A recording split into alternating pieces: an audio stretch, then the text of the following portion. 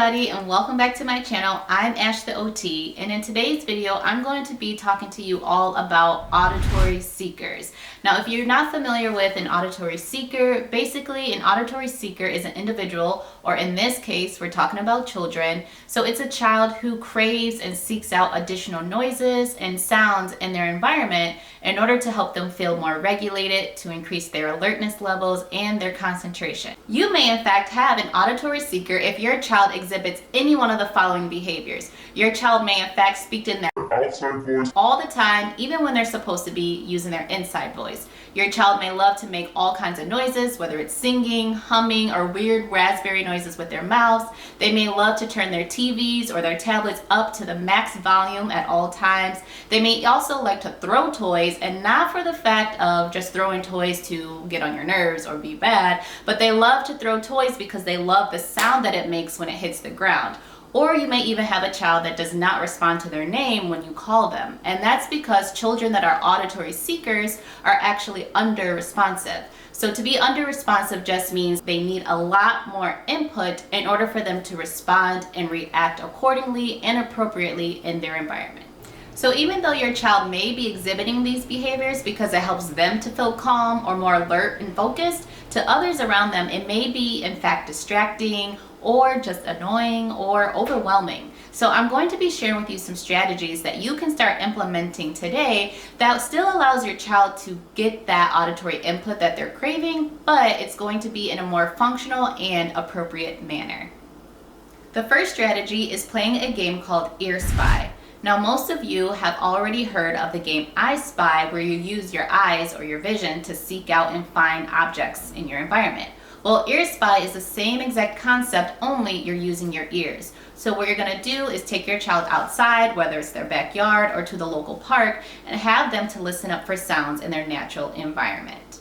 The second strategy is to occupy their other senses. And by this I mean, don't only focus on the auditory sense, but also you want to integrate as many of their senses as possible. So this could look like going to your local park and having your child to do things such as swinging on a swing or walking on a balance beam. And that's going to really work on that movement and that vestibular input.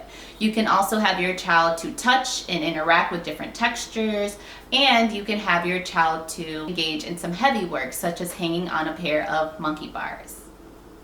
The third strategy that you can try is to have your child to fill different containers with different types of substances. So for example, you can have your child to fill one container with cotton balls and another container with rocks, and have them shake them both, and have your child to learn about the difference between loud and quiet. So not only is this teaching them about the difference between those concepts, but it's still allowing them to get that auditory input that they may be craving. The next strategy is allowing your child to use a pair of headphones. Now in these headphones, you can have your child's favorite song playing, you can have some loud, fast-paced music playing, or you can use some more calming music. It all depends on what works best for your child. The fifth strategy you can try is books on tape, or should I say books on phone, or books on Audible, because I know a lot of nowadays we don't necessarily use tape anymore.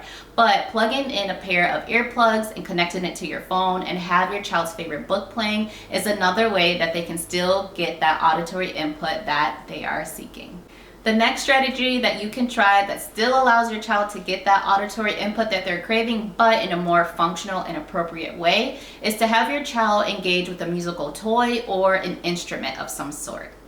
Another strategy you may want to try is using a noise machine or even white noise. So white noise is things in the background such as the fan spinning or the hum of the refrigerator or the air conditioner. Or you can also find some apps on your phone that plays noises just like this that still gives your child that input that they are seeking. They also have projectors nowadays that will spit out or shoot out different songs that your child may enjoy.